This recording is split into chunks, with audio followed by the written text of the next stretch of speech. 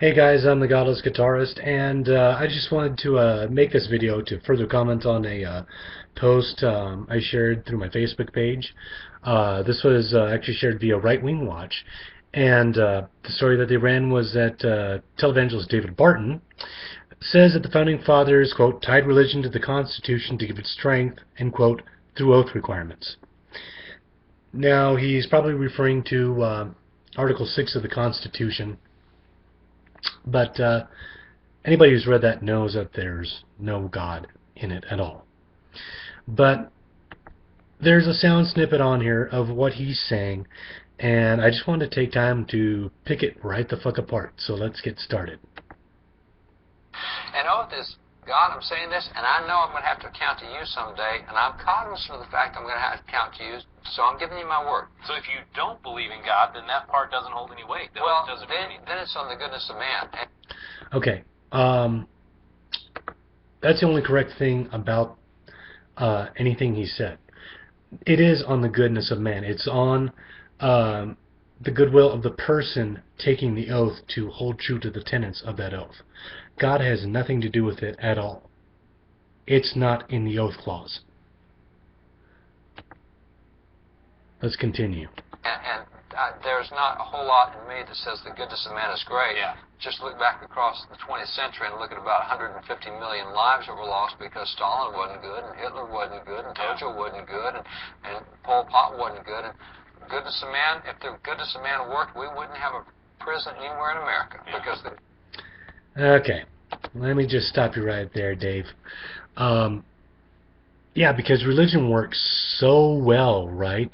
And its morals are just so well adhered to that you wouldn't have a prison in America, really. This, given the fact that we have the most people incarcerated in prison than any other country, and the fact that most of them happen to be religious, right? Not to mention the fact, too, that, okay, you know, you mentioned Stalin and Pol Pot. Hitler was a Christian. Don't know if you knew that. He was. Had the full faith and backing of the Vatican behind him. But, you know, let's ignore the millions of people killed in the name of religion. You know, we can totally ignore the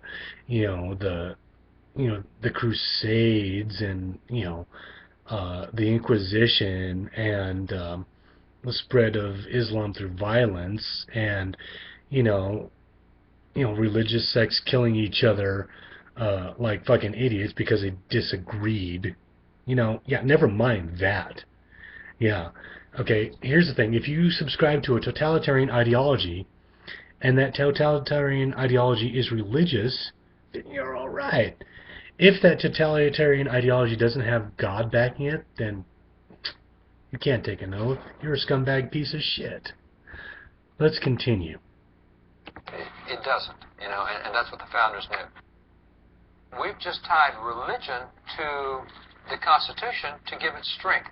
This is what drives the oath clause home, is we've made it between you and God. Hate to be the bearer of bad news, but unfortunately you are very, very wrong. Okay. This Constitution, this is in Article 6, and the laws of the United States which shall be made in pursuance thereof, and all treaties made or which shall be made under the authority of the United States shall be the supreme law of the land. Not the Bible, not God. And the judges in every state shall be bound thereby, anything in the Constitution or laws of any state to the contrary notwithstanding. Okay, the final part of Article 6 goes on to say, the senators and representatives before mentioned, and the members of the several state legislatures, and all executive and judicial officers, both of the United States and of the several states, shall be bound by oath or affirmation to support this Constitution. Here's the kicker, but no religious test shall ever be required as a qualification to any office or public trust under the United States. So where is God in Article 6? How did you just magically manage to tie your non-existent sky daddy to an article of law that was written specifically with God written out of it? How do you do that? Could it be because you subscribe to fairy tales? I'm sure that probably has a lot to do with it. That's not the worst of it, but it gets worse. Have a listen. And that's what. So here's some more. We're just going to keep piling on. Before you do this one, so that that's just a reminder to me of the difference between the whole, French Revolution liberty without God and our liberty with God. It's almost like it's the religion and faith. It's the glue that's really making all this work. That these pieces wouldn't work so well if you didn't have religion as a part of it, even down to a public servant. Okay, sorry to tell you, Rick Green, but that's your pipe dream. You wouldn't love nothing more than religion, your religion, and faith, to be the governing law of the land. You would love nothing more than to see this country plunge into a theocracy where the Bible is law.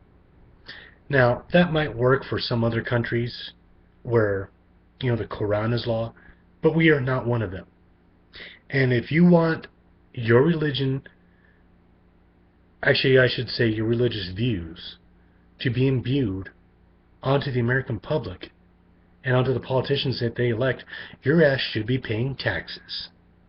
Here's the piece de resistance of this mountain of shit.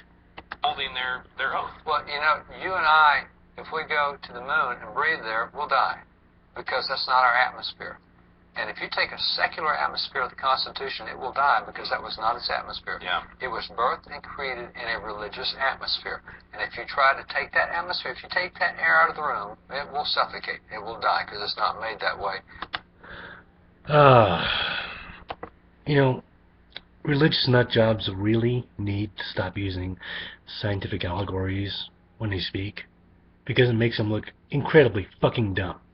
The moon has no atmosphere, just like the Constitution has no God written into it, and no religion. So, that shoots down your bullshit statement right there. Okay? The religion was not founded in a religious atmosphere. Did the Founding Fathers have God in mind when they were writing it? Yes. So they could write God out of it. Separation of church and state. And we will continue to fight for separation of church and state. Because my kids are not going to grow up in a theocracy. And neither should yours. I'm the Godless Guitarist. Stay metal, stay godless.